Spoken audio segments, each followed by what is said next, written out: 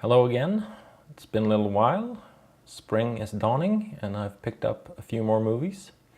There are a couple I'm still awaiting in the mail, but I thought I'd record this today and we'll have a look at the movies that have arrived just recently. There's been a couple of sales recently, so I couldn't help but pick up a couple of more movies. One of them was Hercules, the animated Disney movie.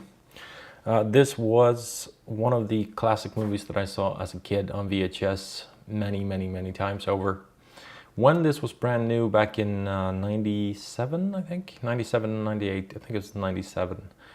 I thought this was so much fun. I thought this was a very entertaining take on Hercules, making it sort of modern comedy. But these days, I don't like it quite as much. It's not one of my favorite Disney movies, to put it mildly. I think the humor is very in your face. It's very egregious. I know this is a favorite among a lot of people. A lot of people love Hades in particular. I don't know. It doesn't agree as much with me anymore because it's so comedic. It's got that sort of super duper in your face, overblown sort of comedic style, and that doesn't agree with me as much as it did when I was a kid. So, but I still wanted to pick it up. I just figured, you know what? These were on the cheap. These were going for $5 each. So I figured, what the hell? I'll just add this to the collection because it is.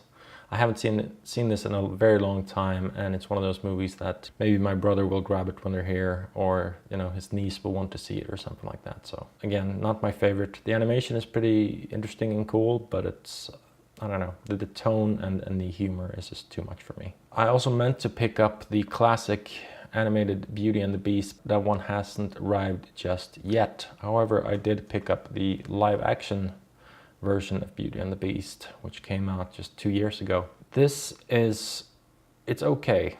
You know, I've never actually been a huge fan of Beauty and the Beast, the animated original. I think it's because I didn't grow up with it, so I never had that connection to the movie. A lot of people I ask always say that they think it's the very best animated Disney film of all time, and I don't agree with that at all, not even close. I think it's mixed for me. Like, it's not great, but it's not awful either. It's okay, but it's not one of my favorites. This one I think is a little bit better. I think the live action version expands upon the world a little bit. It's a bit more nuanced. It has a bit more depth to it. The characters have a little bit more going for them, which I enjoy. And they expand the world, and it's not all just told in these very dramatic close-ups all the time, which I also like. But there are a couple of things about this live action remake that I didn't like either, which is like the Beast, the way he looks. The CGI on the Beast is just terrible. It's just awful for a Disney production that cost millions of dollars to make and was made in 2017. The Beast should not look this bad. He shouldn't look nearly as bad. And I think it was probably the director probably didn't want to make him too frightening or scary, so they kept toning it back and toning it back and toning it back, and he just sort of looks like a dog or something. I don't know. It's really bad CGI. So that's a big minus on this one. That being said, I think Emma Watson does a really good job in this. They kept in all the songs, the classic songs, big show-stopping numbers. The costumes are amazing. The production design is fantastic. There's a lot of great actors involved in the film, and it's perhaps a tad more serious tonally, just a tad, and they build upon the world more, as I mentioned, which I liked. On the other hand, it's too long, this version. The original Beauty and the Beast is almost too short, and this one's almost too long, so they can't seem to find that balance, because this is like well over 2 hours, I think. And they've kept in not only all the classic songs that you know from the animated version, but they've added like 2 or 3 more, so it just bolsters the runtime. That being said, it's okay. I like the Jungle Book more in terms of live action. I like Cinderella more in terms of live action, but it's okay. It's okay. Like, I'll give it a pass, but it's just, you know, barely. But I am starting to collect the live action movies as well, and I wanted to get them while they're cheap, and I wanted to get these standard editions as well. That's Beauty and the Beast. And the other one, of course, Cinderella. I already have the Jungle Book. And this is actually a downgrade for me, which is not often that I do this at all, but I used to have the Steelbook edition of this, but I actually wanted to start collecting the live-action Disney remakes on the cheap in regular Blu-ray cases. So I'm actually going to sell the more deluxe Steelbook edition, and I'm going to keep this one on the shelf because I want them to be uniform. That is a really dumb reason to buy a movie a second time, I know. But nevertheless, this was, in my opinion, this is the movie that kicked off the whole live-action Disney remake craze. There have been other movies before it, and there have been other movies since, like Maleficent and stuff like that. And you even had movies back in the 90s, like the 101 Dalmatians remake. But in my opinion, when I'm looking at the live-action Disney remake craze that's going on now with Dumbo and Aladdin and soon The Lion King and all that stuff, this is the one that started it all. So in my opinion, we've had Cinderella, The Jungle Book, and Beauty and the Beast, and then Dumbo, and then Aladdin, and then finally The Lion King, and then it'll continue off from that. Those are the ones that I count to this new live-action Disney canon, so to speak. But I think this is very well made. This is the film that actually sold me on the whole concept. It sort of came out of nowhere, and it really works. This was directed by Kenneth Branagh, who you may know as the director of the first Thor. He's also a very accomplished actor. He's a very good actor, and he's been in a lot of great films, and he's also directed some really great films. I think he directed a version of, I want to say, Hamlet, that is one of the most beloved versions ever put to film. But anyway, this is a faithful recreation of the animated Disney movie, except they skipped the songs in this one. There are no singing mice. There are animated mice in this one, but they don't start singing songs, which I actually kind of liked. I liked that they didn't, it wasn't shot for shot, moment for moment. They captured the overall beats of the story, but still made it their own movie, and I kind of like that about this one. Really good acting in this one as well. You've got Cate Blanchett is just fantastic, Lily James, Richard Madden, Stellan Skarsgård, a lot of really accomplished actors, and they do a really fine job in this one as well. I think Cate Blanchett as the wicked stepmother is worth the price of admission alone on this one. She does a fantastic job in the role. So yeah, I think this is very solid, actually. I think this is quite good, to be honest. I think I like The Jungle Book a little bit more, actually. But I think this is very solid, and it proved to me that a live-action Disney universe is, they can bring something to the table that is new and feels fresh with this. So I like that, and I like this movie, to be honest, which is surprising. So I hope we'll see more in the vein of this sort of. I really hope they'll skip Maleficent at some point and do a proper Sleeping Beauty live-action remake, because I would just be all over that with a spoon. I'm really looking forward to Mulan as well. That has a lot of potential. This could just go on and on for decades, but we'll see where it goes. And of course, I had to pick up at least one Steelbook, because you know me, I'm all about those Steelbooks. And this time I picked up Creed 2. This is, of course, the sequel to the Rocky franchise spin-off that came out in 2015, I want to say. I'm a lifelong massive Rocky fan. I love the Rocky movies to no end. I can go back and watch those movies every single year, and I love almost all of them. I think the only Rocky movie that is not worth your time is probably Rocky 5, but I can even watch that one if I'm forced to. But yeah, I love the Rocky movies, know them by heart, watch them all the time, love them. And I thought Creed, the sort of sequel / spin-off, was fantastic, utterly fantastic, because they captured the spirit of the Rocky movies, but it was also its own new sort of thing. I liked Creed 2. I'm not gonna lie, I didn't love it as much as the first one.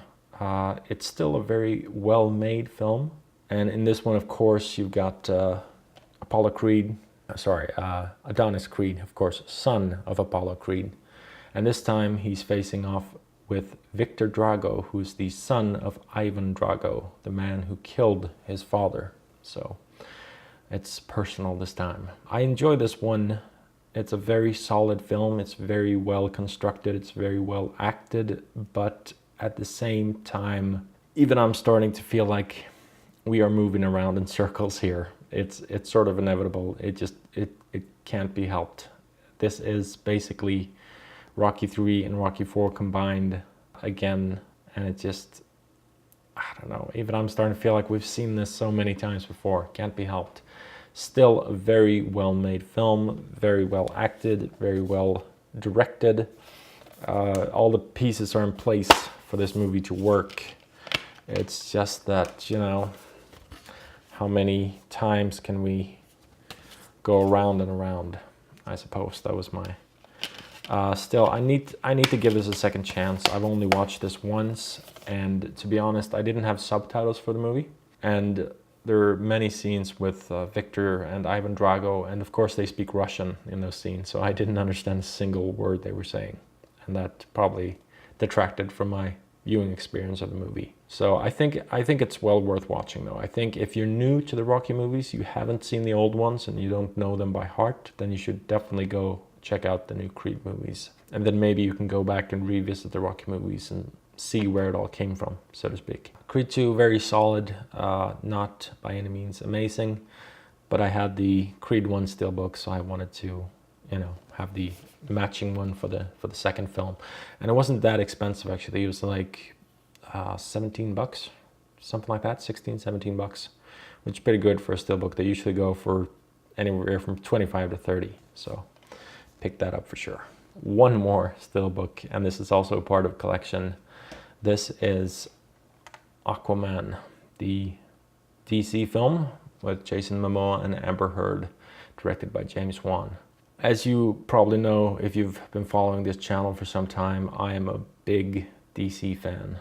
It's my team, I'm rooting for them, I want them to do well, I want their movies to be good, I want their cinematic universe to work. But this was the first movie where I was really, really hesitant.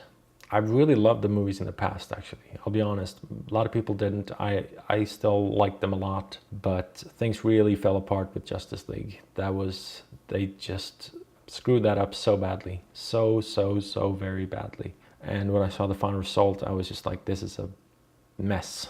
This is an absolute mess of a movie. And I was just like, now they're gonna try to yank out the rug. They're gonna try to disassociate themselves from all the past movies, and they're going to try to make something new. Then I saw the trailer for Aquaman, and it was a bright looking adventure movie, and I was just like, I don't know about this one. So I didn't go see this in theaters. It was the first one I didn't immediately run out and see in theaters, but I did eventually catch it in 4K right at home. And when I saw it, I ended up really enjoying it. I really enjoyed Aquaman, which is surprising to say the least. This is a movie by James Wan, the horror director of films like Saw and The Conjuring. And I think James Wan is a child at heart. You can tell that James Wan was raised in the 80s, and he was probably the type of kid that would take two toy figures, smash them together, and yell at the top of his lungs, you know. And then he'd, you know, eat some sugary cereal, and then he'd run back and do it all over again. And now he's doing the exact same thing, but with hundreds of millions of dollars at his disposal. This is a movie that does not take itself seriously at all. This is over the top, cheesy, campy, overblown, crank it up to 11, action, adventure, fun. It's total madness. It's super crazy and colorful, whipping cameras back and forth. The action sequences are overblown and crazy. Characters scream and hold these big eloquent speeches. It's all very 80s neon colors and overblown tonally, and I love that about this movie. There's a scene early on in a submarine where Aquaman makes his big action appearance, and he gets shot with a fucking rocket launcher, like a rocket launcher, seriously, and he snaps the sword in half, and there's so much craziness in this movie. There's a scene where a gigantic octopus is playing the drums like in The Little Mermaid, and I was just like, this is glorious. This is this is amazing. It's actually, I actually found this to be a really unique superhero movie in a lot of ways, because for the, you know, it does not take itself seriously in the least. It's got a brand new world that we haven't seen before, which is the underwater kingdom of Atlantis and all these other 7 kingdoms. The style that this is made in is very unique to James Wan. He's filmed this in a very interesting, unique style, especially the action sequences. He basically takes very wide lenses and then he films from a distance, and he films from above and from below, and he'll track with the characters and move and spin, and it's all very, again, kind of like a child with his toys, you know, just running around having a crazy old time. But it actually works. It works, I thought, very well, because it's a very unique look and tone and feel and style that we haven't really seen before. Not quite like this before. And I thought that was really refreshing, actually. It made the movie fun to watch. And again, I want to differentiate, not necessarily just funny, but fun. I think there's a difference between a movie trying to be a comedy and trying to be over the top and not take itself seriously. And I'm okay with a movie that does not take itself seriously and is completely over the top.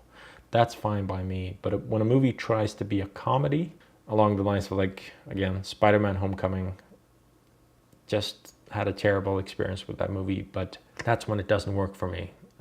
That just doesn't click with me, because you can't just introduce humor all the time. You can keep the overall tone light and adventurous and fun. That's all right. But if you're just going to throw in humor every 2 seconds, then it's not going to work for me personally. That's one of the big drawbacks with this movie also. I found some of the humor in this to be just terrible. Just terrible. There's a scene where he's with Mera on land for the first time, and she sees a bouquet of roses and she doesn't know what they are, so she just starts eating them.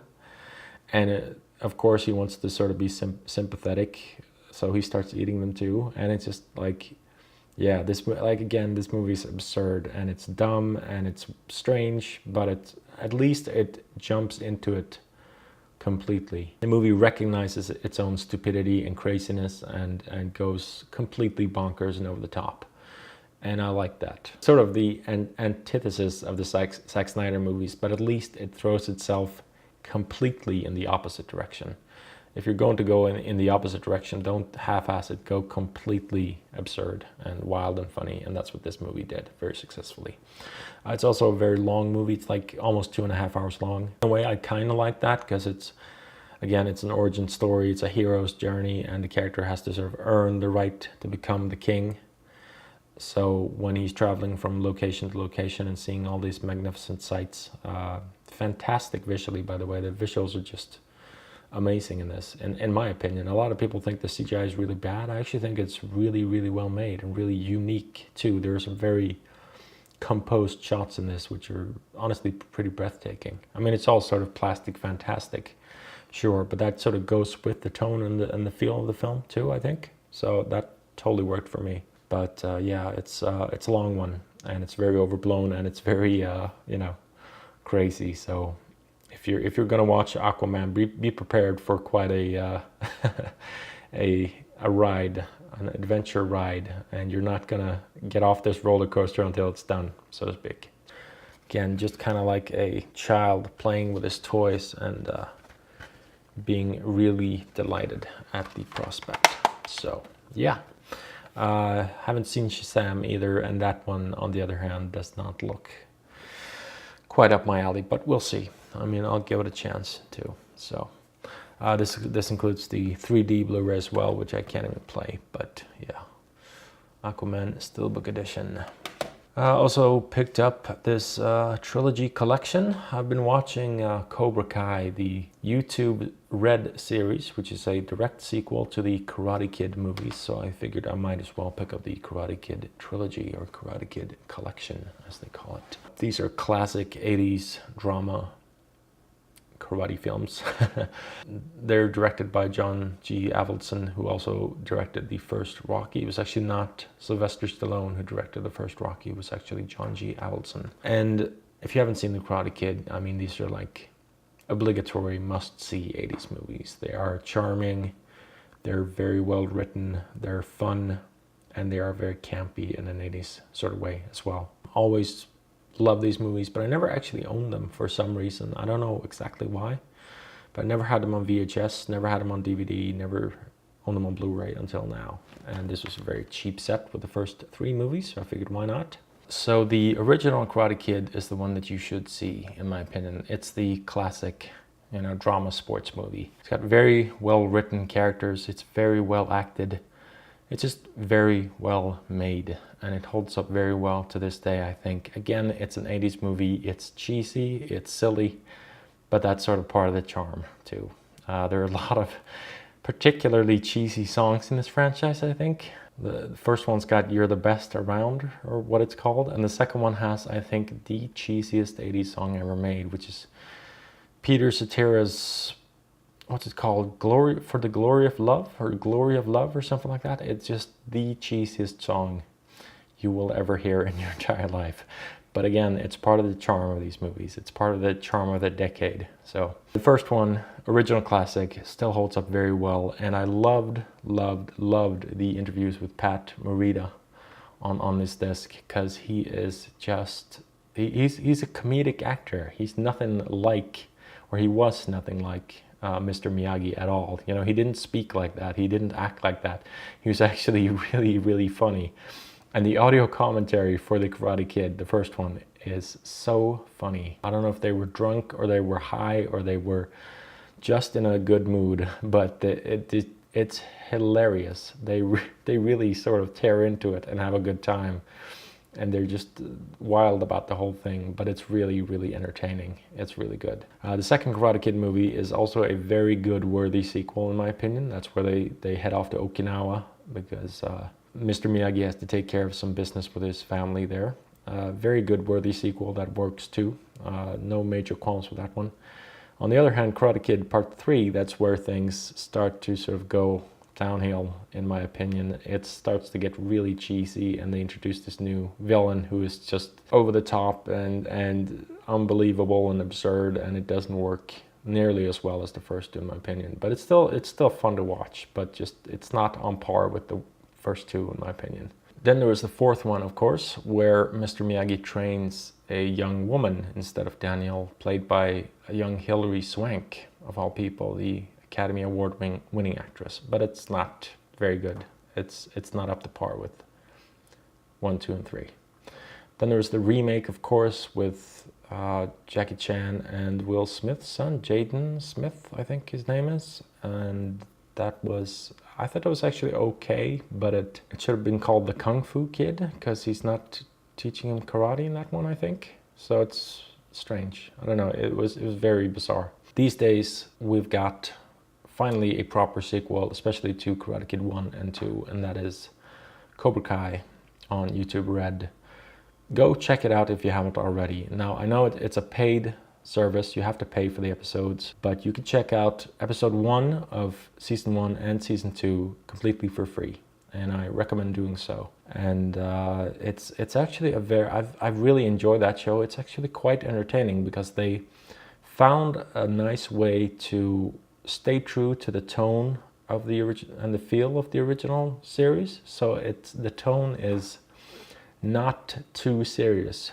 It's actually sort of tongue-in-cheek all the time, slightly tongue-in-cheek almost all the time. I mean, it has slightly serious scenes every now and again, and some drama, but it's sort of 80s drama, you know what I mean? It's all very high school level, petty stuff, like in the classic Karate Kid movies, bullies and school and new pupils coming into Cobra Kai and all that stuff, and they keep it light, they keep it breezy, fast and fun. It's easy to watch. You can just knock out a couple of episodes, because they're like, I think 20 minutes each or something like that, so you can just knock them out if you want to keep watching the show. So that's how I would recommend watching it, actually. Watch at least the first 2 Karate Kid movies. Perhaps the third one as well might actually be good, because they reference that a little bit in Cobra Kai. And then you should probably skip 4 and skip the remake, and then jump straight into Cobra Kai.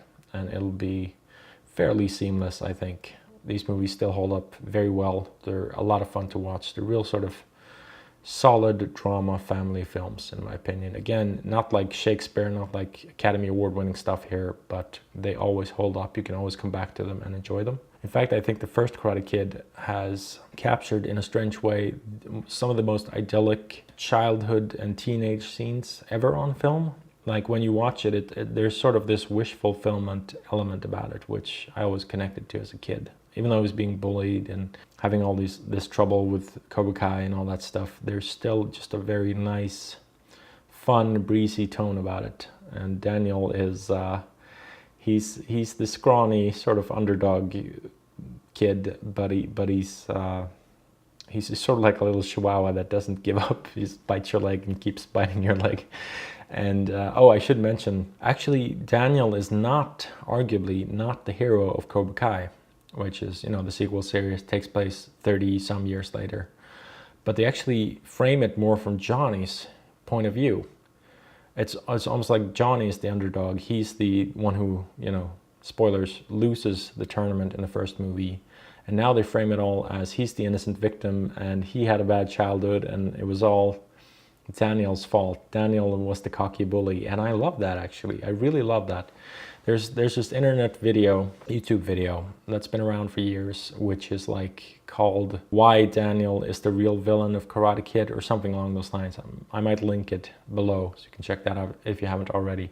But I think they actually watched that video when they made Cobra Kai and they thought, hang on a second, there's kind of it's a silly video, obviously, it's a joke, but there's kind of a point to it that you can sort of see it as Daniel is the bully and the one messing up poor Johnny, and Johnny is just a misunderstood underdog from a broken home and all that stuff.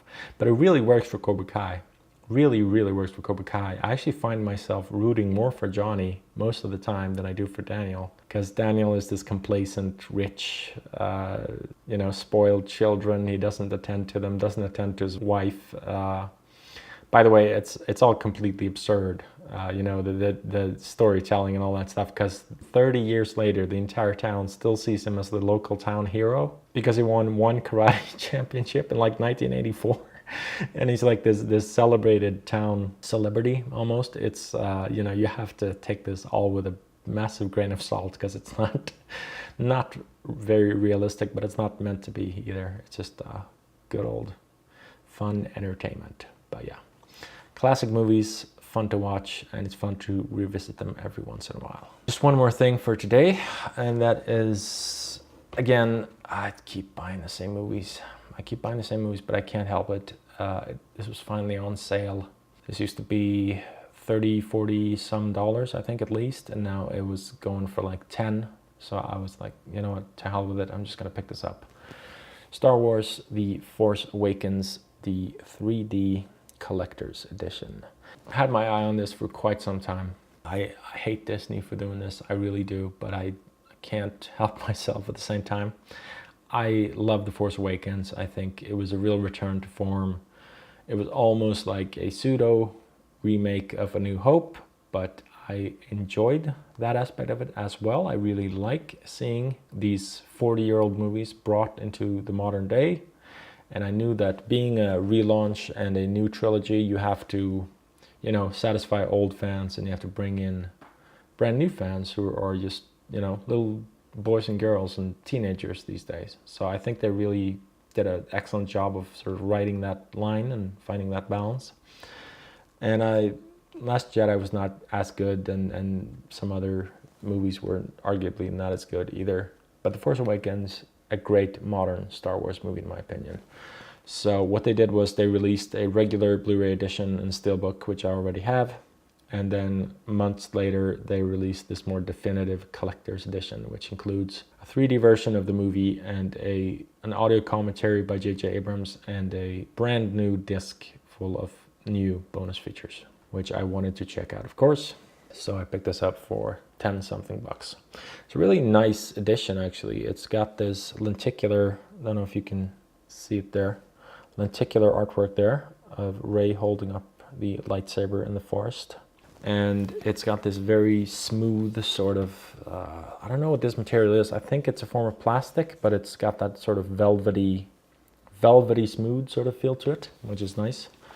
You really have to sort of shake this one out. And then you have this oversized digipack going for it with 3 discs. One of them is 3D. Really great special features. I really enjoyed them, and I really enjoyed listening to J.J. Abrams' audio commentary on this one. It was actually very, very interesting why he made certain choices the way he did and stuff like that. So yeah, I really like this. It's a nice collector's piece. It's already a little bit messed up there, whatever.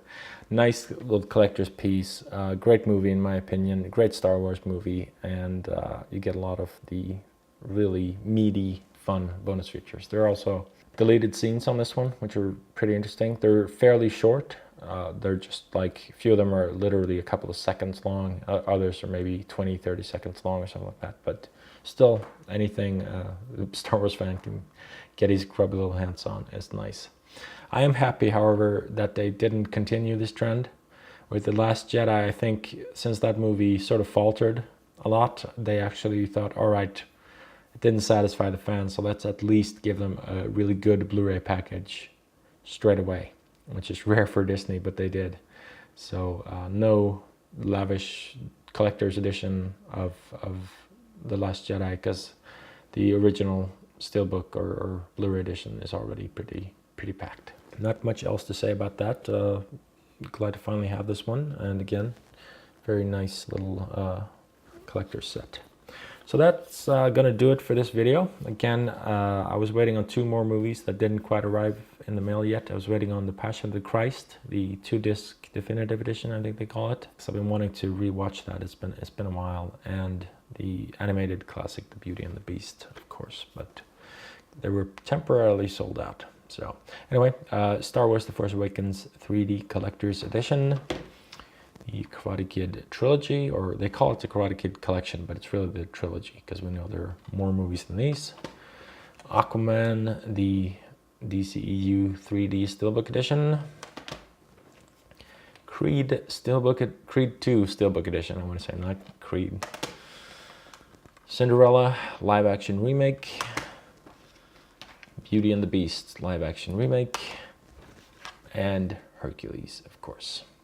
All right, that's going to do it for this one. It's been fun, and I will try to catch you in the future. I'm never quite sure when I can make these videos, and I'm sorry if they're a bit choppy. It's just sometimes I have to cut the camera and go do something else, and then I'll come back to it and try to splice it all together. So hope you've enjoyed this one, and I will try to catch you in the future. And I may do another video, just one more video about color timing and color tinting, because I've toyed around with a couple of movies in Adobe Premiere Pro, and I want to sort of show my results, just want to share what I've done and why, and I want to see what people think of it, if they think it's sort of blasphemy to go back and change the films, or if they actually like the results. So that should be a video coming sometime in the future.